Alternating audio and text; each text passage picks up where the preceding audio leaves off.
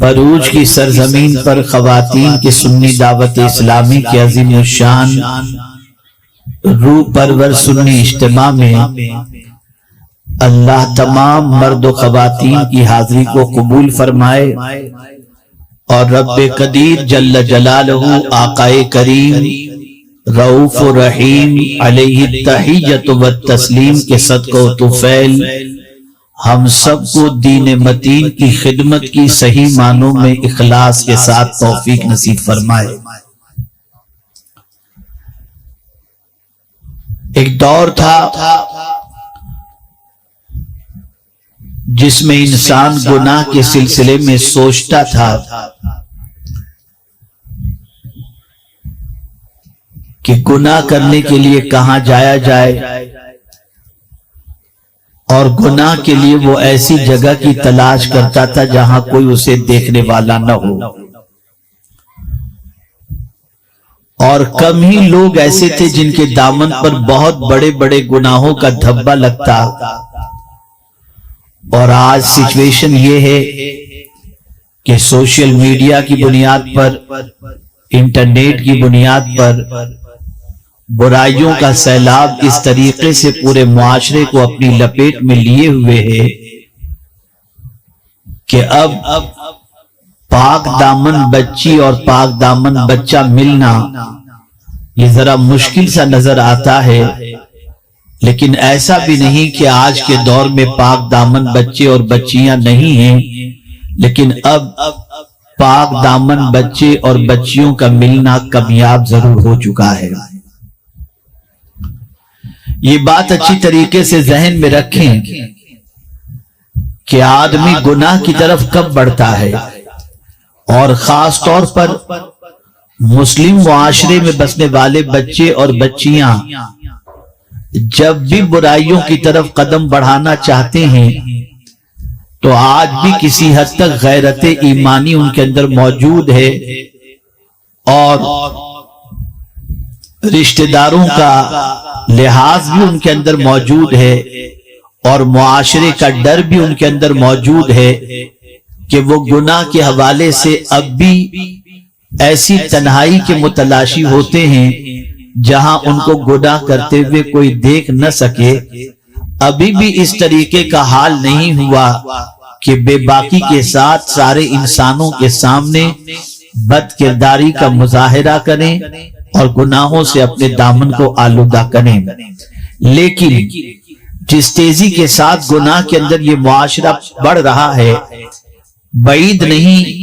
کہ اللہ خیر فرمائے کہ آنے والے دنوں کے اندر کہیں ایسا نہ ہو کہ بد کرداری نام کی کوئی چیز نہ رہ جائے، بلکہ حد بد کرداری ضرورت بن جائے اور معاشرے کے اندر با کردار انسانوں کا ملنا مشکل ہو جائے۔ یہ بات اچھی طریقے سے یاد رکھیں کہ گناہ انسان کب کرتا ہے۔ گناہ کرتے وقت اس کے ذہن میں یہ بات رہتی ہے کہ مجھ سے کوئی گناہ کی پرسش کرنے والا نہیں، مجھے اپنے کرتوت کی سزا بھگتنے کا کوئی معاملہ نہیں، اور اگر ایک جملہ آپ کی سماعتوں کے حوالے کر دوں تو غلط نہ ہوگا، اور وہ جملہ یہ ہے کہ آج یہ بات بہت تیزی کے ساتھ پھیل رہی ہے اور یہ جملہ زبان پر لوگوں کے آنے لگا ہے، میرا جسم میری مرضی، میں جس طرح چاہوں اپنے جسم کا استعمال کروں، جہاں چاہوں اپنے جسم کو استعمال کروں، جس طریقے سے چاہوں اپنے جسم کا استعمال کروں، مجھ سے میرے جسم کے اس متعلق کون پوچھنے والا ہے اور کس کو مجھے جواب دینا ہے۔ یہاں میں یہ بات عرض کر سکوں تو بہتر ہوگا کہ جسم آپ کا نہیں، اللہ کا دیا ہوا اللہ کی ایک امانت ہے، آپ اس کو اپنی مرضی کے مطابق استعمال نہیں کر سکتے۔ اللہ عز و جل نے جسم کے استعمال سے متعلق قانون عطا فرمایا، دستور عطا فرمایا، اگر اس قانون اور دستور کے مطابق اس کے جسم کا استعمال کرو گے تو اللہ تعالیٰ اس جسم کو جنت کا مستحق بنائے گا، اور اگر اس کے قانون کے خلاف جسم کا استعمال کرو گے تو جہنم کا سزاوار ہوگا۔ اس لیے یاد رکھیں جسم آپ کا نہیں، جسم اللہ کا دیا ہوا ہے، اللہ کی ملکیت ہے، اللہ کی عطا ہے، اس پر قانون چلے گا تو آپ کا نہیں اللہ کا چلے گا، دستور چلے گا تو اللہ عز و جل کا چلے گا۔ اسی لیے پروردگار جل جلالہ نے قیامت کا دن رکھا ہے تاکہ اس قیامت کے دن میں اللہ عز و جل بندوں سے سوال پوچھے، یہاں تک کہ آنکھوں سے بھی سوال پوچھا جائے گا، آنکھوں کے بارے میں سوال پوچھا جائے گا، کان کے بارے میں سوال پوچھا جائے گا، دل کے بارے میں سوال پوچھا جائے گا،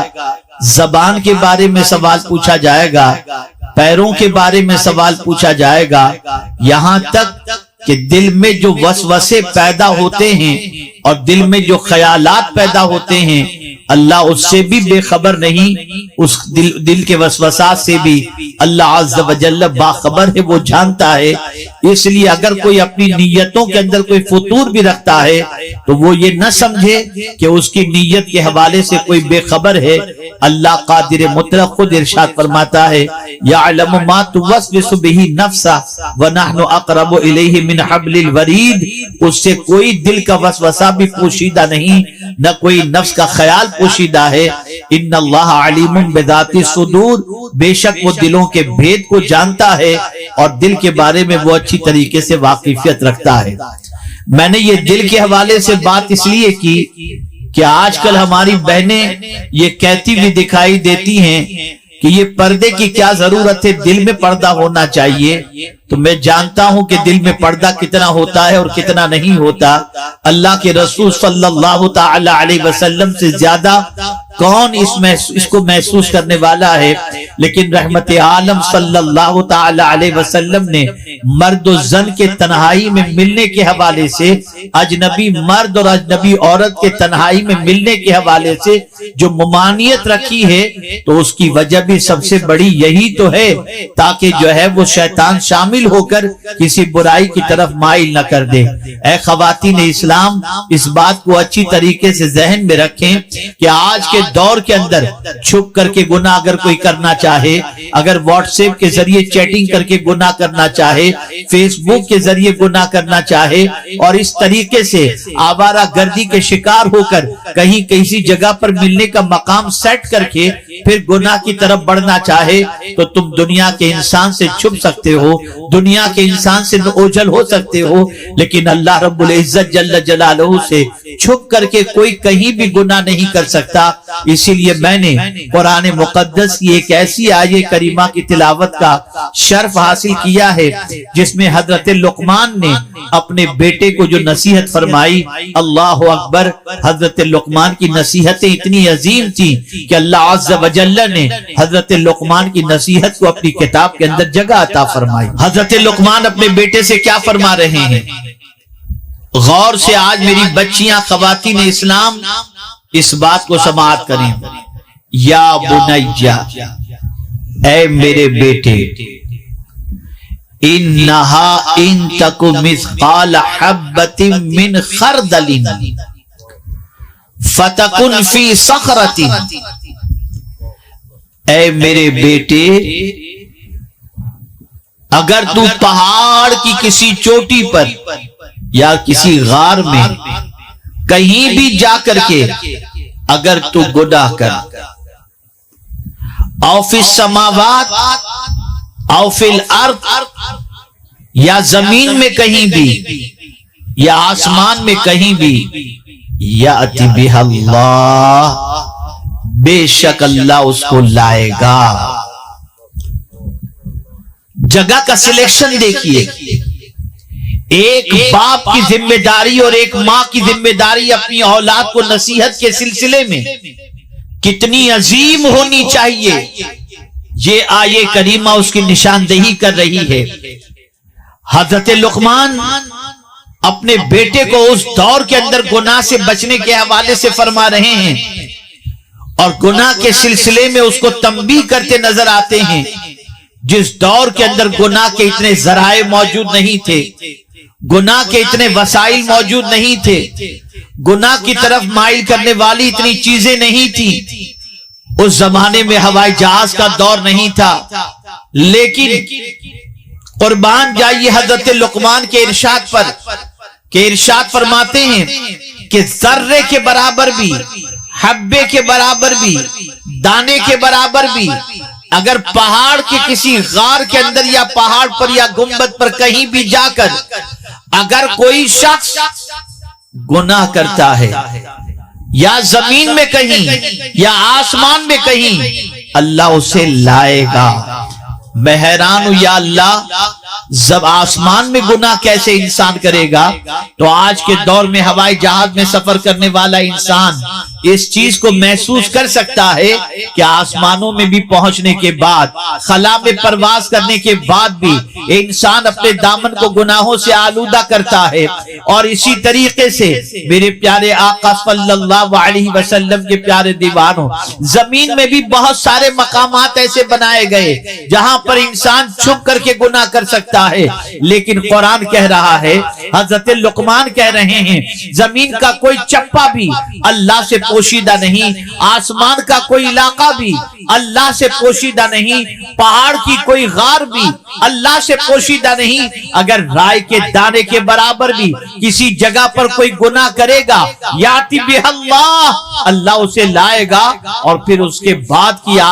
بعد کے جملے کے اندر اللہ کی قدرت، اللہ کی شان، اللہ کی ذات کی کیفیت کا ذکر فرما کر اللہ عز و جل کے مقبول بندے حضرت لقمان نے اللہ کی شان بیان فرمائی، ان اللہ لطیف خبیر، کہ بے شک وہ باریکی سے جاننے والا ہے۔ یعنی کوئی باریکی سے بھی کسی جگہ پر بھی انسان سے چھپ کر ایسی جگہ چلا جائے جہاں کوئی دیکھنے والا نہ ہو،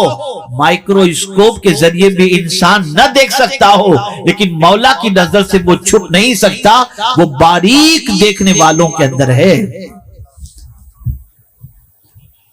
میرے پیارے آقا صلی اللہ تعالی علیہ وسلم کے پیارے دیوانوں، اس کو دوسرے اینگل سے آپ محسوس کر سکتے ہیں کہ آپ کہیں بھی جائیں تو آج کل اس طریقے سے سی سی ٹی وی لگا ہوا رہتا ہے اور اس کے اندر لکھا ہوتا ہے کہ آپ سی سی ٹی وی کی زد میں ہیں، یعنی دکان پر گئے سی سی ٹی وی کی زد میں ہیں تو آپ سنبھل جاتے ہیں کہ دکان میں کیسے کھڑا رہنا ہے، کوئی مال تو چوری نہیں کر رہے ہیں۔ اس طریقے سے اگر کوئی خیانت کرے، کوئی چوری کرے تو ٹی وی کے ذریعے اس کو پکڑ لیا جاتا ہے۔ میں پوچھنا چاہتا ہوں، بہت سارے ایسے بھی ہوتے ہیں جو کیمرہ کی لائن آن آف کر دیتے ہیں اور اس کے بعد چوری ہو جاتی ہے، لیکن باریکی سے اگر کیمرہ دیکھنے والا اچھی طریقے سے دیکھنے کی صلاحیت رکھتا ہے تو میں آپ سے پوچھنا چاہتا ہوں، اس سے زیادہ بھی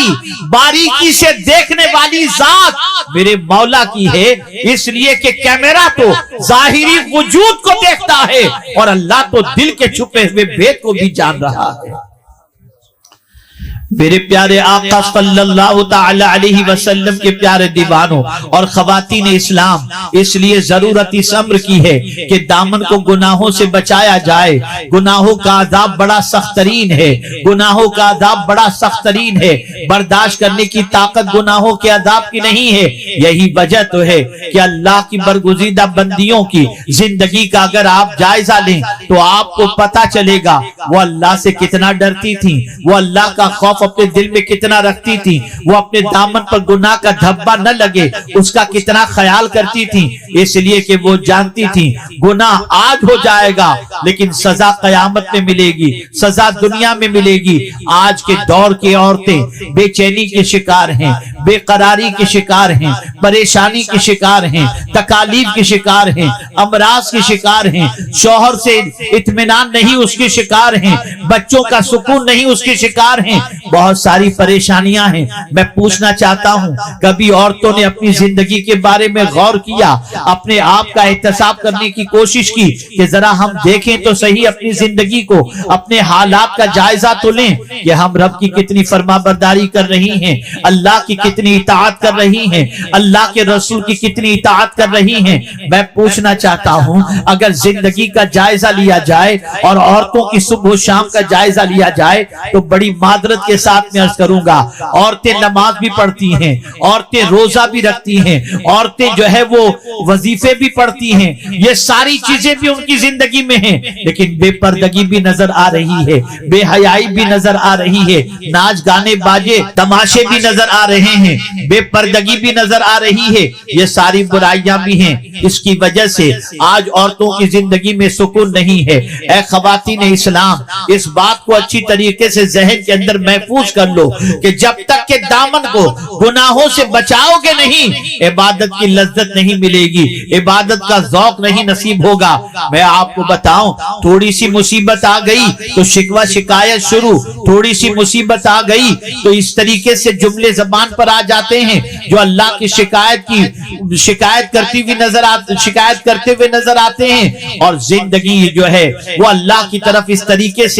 طریقے سے اللہ کی بارگاہ میں زندگی کے بارے میں جملے نکلتے ہیں کہ ساری مصیبتیں میرے گھر کے دروازے پر، لیکن اللہ اکبر، دولت مل گئی تو انسان سکون کی زندگی گزارنے کے حوالے سے یہ کہتا ہوا دکھائی دیتا ہے مجھے تو کوئی تکلیف نہیں، میرے پاس تو یہ ساری چیزیں موجود ہیں، کھانا اچھا مل گیا اللہ کا شکر ہے، بالکل ادا کیجیے، بالکل اس پر ادا کرنا چاہیے۔ لیکن اگر گناہ زندگی میں ہو رہا ہے، اللہ کی نافرمانی ہو رہی ہے، اللہ کے ارشاد کے خلاف زندگی گزر رہی ہے اور ساری نعمتیں موجود ہیں، تو میں یقین کے ساتھ کہتا ہوں زندگی میں سکون نہیں رہے گا۔ لیکن ابتلا اگر ہے، آزمائش ہے، لیکن دامن پر گناہ کا دھبا نہیں لگا، تو میں یقین کے ساتھ کہتا ہوں اللہ عز و جل اس کے بعد سکون کی زندگی عطا کرے گا، اس لیے کہ آزمائش کے ذریعے اللہ گناہوں کو معاف فرماتا ہے۔ یہی وجہ ہے کہ اللہ کی بندیوں کا حال ایسا تھا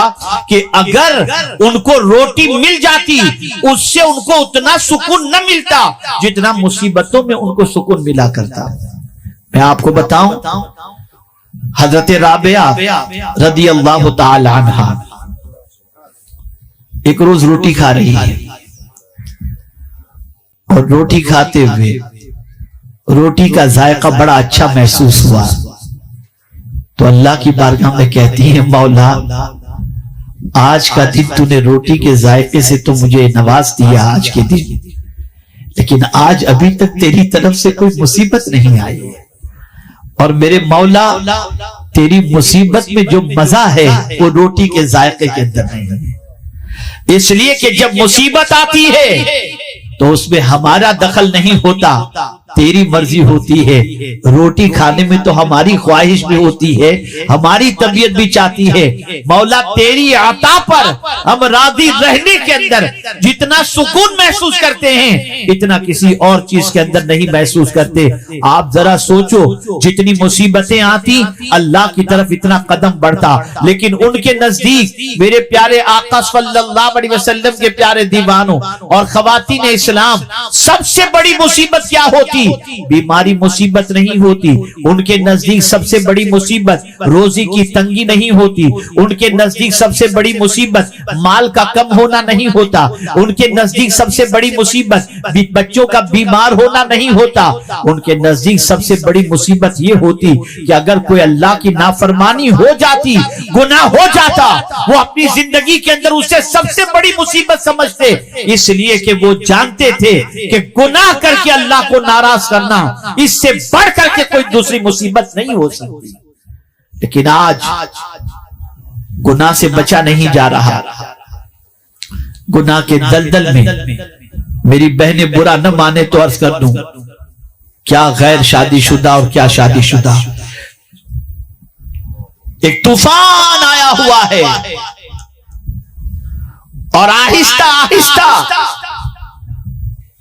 بہت ساری ایسی شادی شدہ عورتیں جو خود دادی اور نانی بن چکی ہیں، ان کے قدم بھی پھسلتے دکھائی دیتے ہیں، اور اس عمر میں پہنچنے کے بعد وہ کسی اور سے اپنا رشتہ جوڑ کر زندگی بھر کے لیے اپنی دنیا اور آخرت تباہ کرتی ہوئی نظر آتی ہیں۔ یہی حال بعض مردوں کا بھی ہے، دنیا کی چند دنوں کی لذت، دنیا کے چند دنوں کی گناہوں کی لذت، دنیا کے چند دنوں کے گناہوں کا شوق، آپ شاید نہیں جانتے کہ قبر اور محشر کی تکلیفیں کتنی سخت ترین ہیں، اور وہاں کی تکلیفوں کو برداشت کرنا کتنا مشکل ہوگا۔ وہاں کی تکلیف تو بہت دور کی ہے۔ میں صرف جسم سے روح کے نکلتے وقت کی تکلیف کی بات آپ کے سامنے کروں تاکہ آپ محسوس کر سکیں کہ اس دنیا سے جانا ضرور ہے، لیکن اتنا آسان نہیں ہے جسم سے روح کا نکلنا، اور سکرات موت وہ حق ہے۔ قرآن کہتا ہے وجاءت سکرۃ الموت بالحق، جسم سے روح کا رشتہ ٹوٹ جانا اور روح کا نکلنا بہت تکلیف دہ، اتنا تکلیف دہ کہ اللہ اکبر، رسول رحمت صلی اللہ علیہ وسلم ارشاد فرماتے ہیں اگر کسی کے جسم پر 360 تلوار کی ضربیں لگائی جائیں اس سے جتنی تکلیف نہیں ہوتی اس سے زیادہ تکلیف جسم سے روح نکلتے وقت ہوتی ہے۔ ایک کانٹے دار درخت کے اندر اگر کپڑے کو ڈال دیا جائے اور اس کے بعد کپڑے کو اس کانٹے دار درخت سے کھینچا جائے تو جس طرح سے کپڑا پھٹ کے ہر طرف سے اس کی پوزیشن خراب سے خراب تر ہو جاتی ہے، اس سے زیادہ بدترین پوزیشن جسم سے روح کے نکلتے وقت ہوتی ہے۔ میں پوچھنا چاہتا ہوں کیا کسی نیپال والے کو معلوم تھا کہ آج زلزلہ آئے گا اور اس طرح سے مر جائیں گے؟ کیا فلسطین کے بچوں کو معلوم تھا کہ یہ حال ان کا ہوگا؟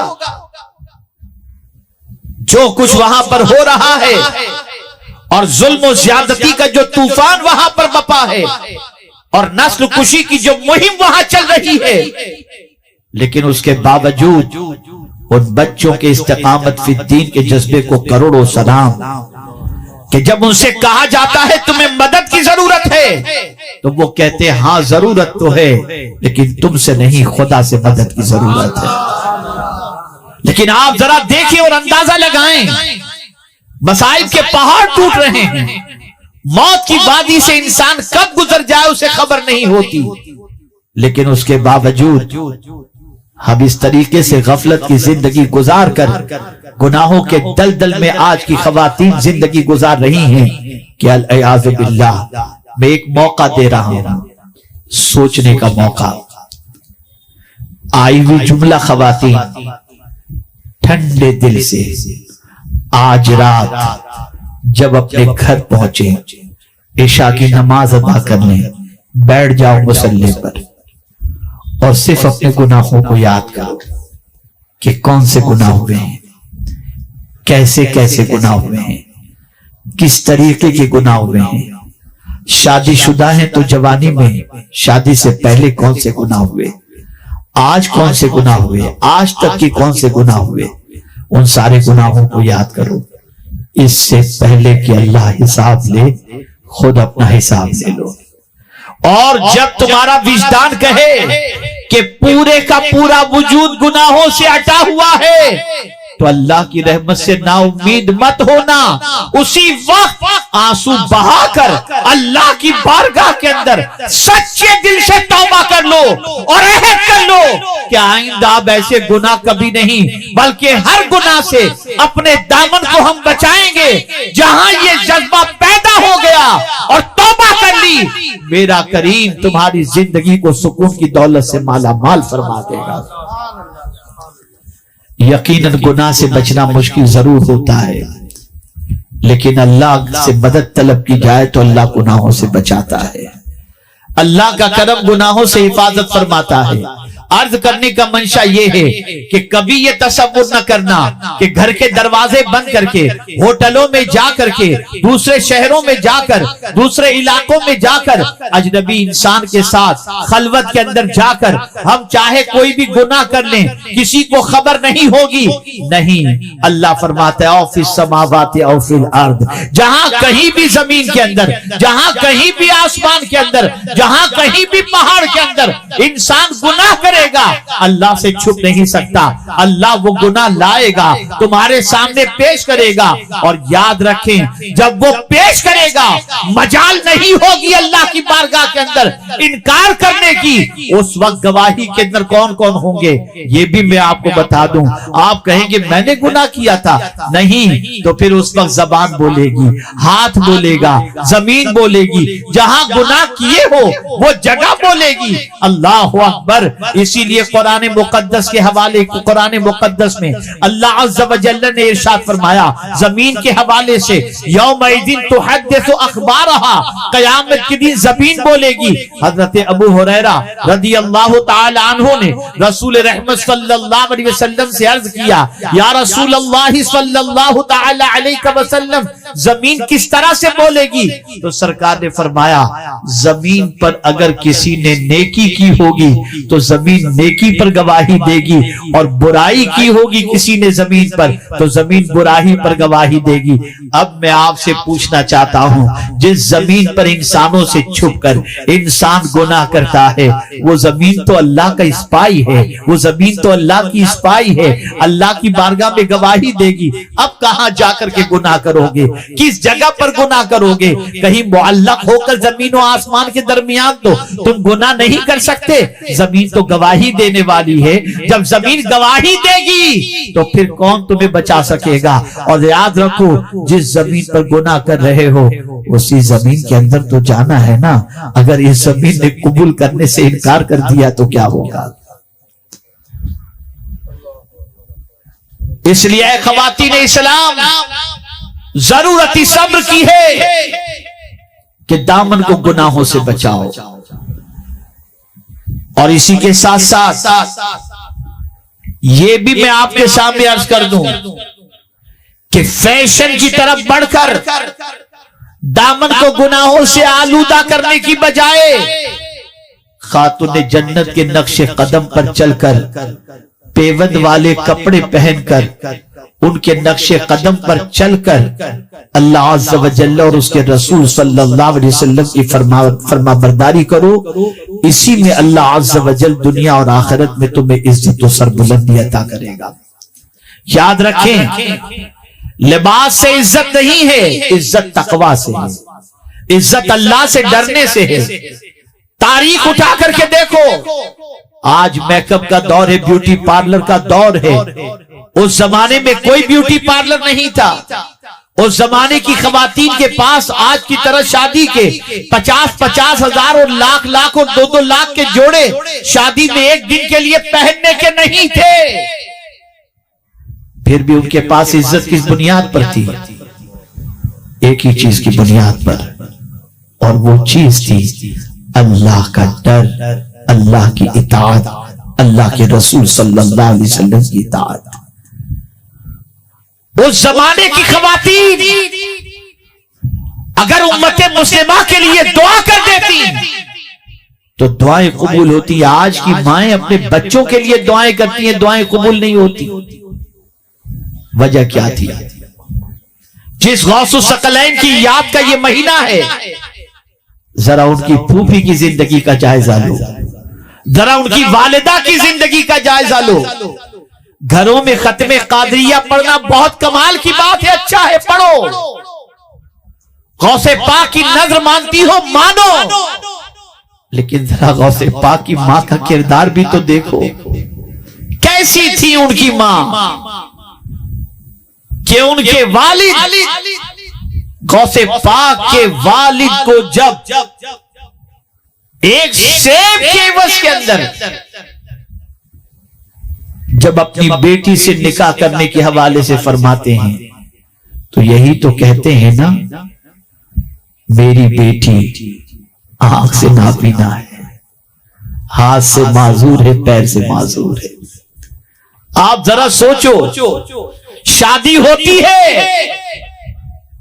تو جب کمرے میں پہنچتے ہیں تو دیکھتے ہیں صحیح سالم اور خوبصورت عورت موجود ہے، پریشان ہوتے ہیں، باہر نکلتے ہیں۔ مجھ سے تو کہا گیا تھا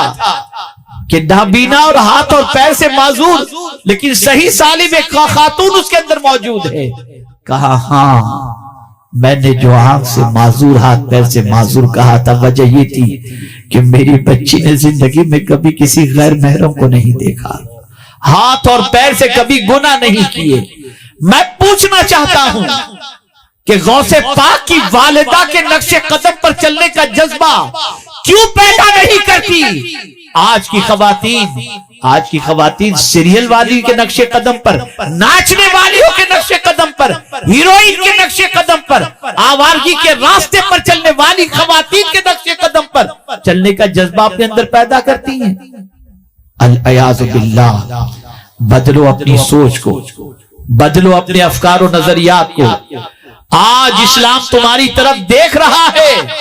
ہے کوئی ماں ایسی جو پارسا ہو،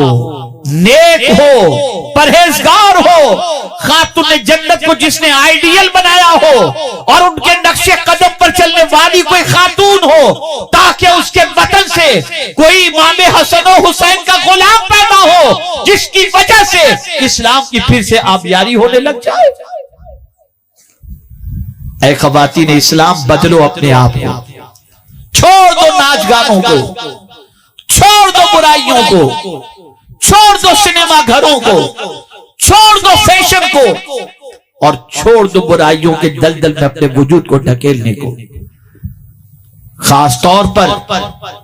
بہت سارے ایسے مراسم، بہت ساری ایسی رسمیں جو شادی بیاہ کے موقع پر معاشرے کے اندر رائج ہو چکی ہیں،